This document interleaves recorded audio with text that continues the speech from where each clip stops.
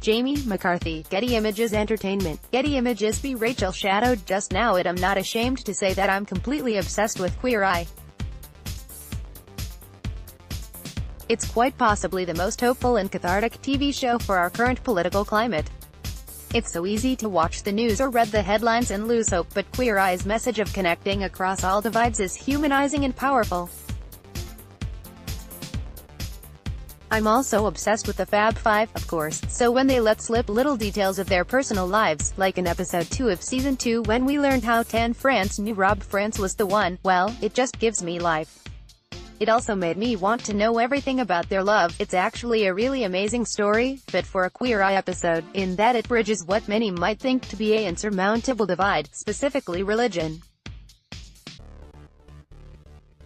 Tan is a Muslim immigrant from Britain and Rob is a Wyoming-born Mormon cowboy living in Utah, which is not exactly the pairing you would expect to work. But when the two reportedly met on a dating app, they quickly realized they had found the one. They've now been together for 10 years, married for more than 7 of those years, and are planning to start their family. What can I say? They're a totally couple. But how did Tan know they were meant to be?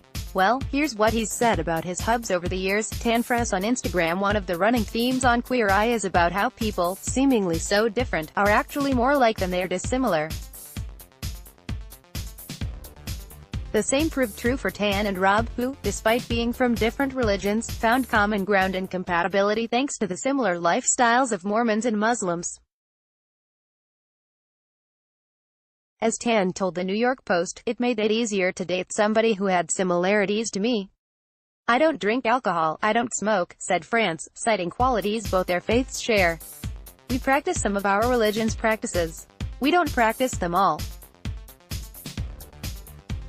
We practice what works for us." Rob France illustration on Instagram. Prior to meeting Rob, Tan called New York City home, but his roommate at the time was from Utah and they would travel there to visit regularly.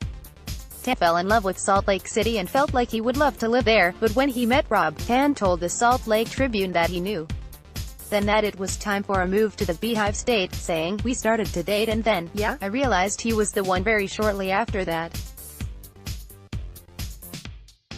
So I planned on Utah being my home." Jamie, McCarthy, Getty Images Entertainment, Getty Images. It didn't take long for the couple to realize that they wanted to spend their lives together, so they got engaged, sort of. On episode 2 of season 2 of Queer Eye, Tan described his non-proposal to his shocked fellow cast members. "You know, there wasn't an actual proposal. It was a case of, we're going to get married one day, right? Yeah, of course we are," said Tan, adding, "We just had agreed it was going to happen one day and then we arranged the date." Rob France illustration on Instagram. The couple are also eager to start their family together via surrogacy, and, as Tan told the Press Association, "It's going to be a big one. I truly do want 6. I will settle for minimum 4. And no, 6 is not loads. It's just enough," France told the Press Association. He added, "I think that what we do well on the show, or what Netflix did well, was cast 5 people who are incredibly outspoken and opinionated and vocal, and I am one of those people, and I feel privileged to be in a position where I get to talk about what I want to do. And if I want to have children, I want to talk about it, and nobody can say it's wrong and get away with it.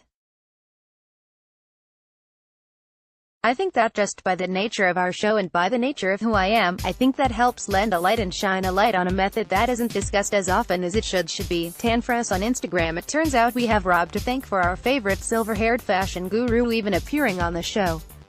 As Tan told the Mirror, "When I was first offered the show there was a time when I thought I was actually going to say, I don't want to do it before we started filming because I felt so much pressure. When I speak, I don't speak for myself. I don't have the luxury of a Caucasian to be able to speak for myself.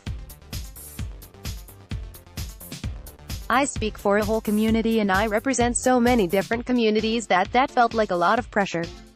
But my husband is wonderful and he reminded me that if it's not me, who? If it's not now, then when? And so I feel like it's perfectly appropriate that we now have representation. And that I am that person. What did I tell you?" Tan and Rob are couple goals, and such a powerful reminder that love truly is love, regardless of race, gender, or religion. I can't wait to see the beautiful family they create together, and hopefully lots and lots of more seasons of Queer Eye. Check out the Best of Elite Daily stream in the Bustle app for more stories just like this. Homepage.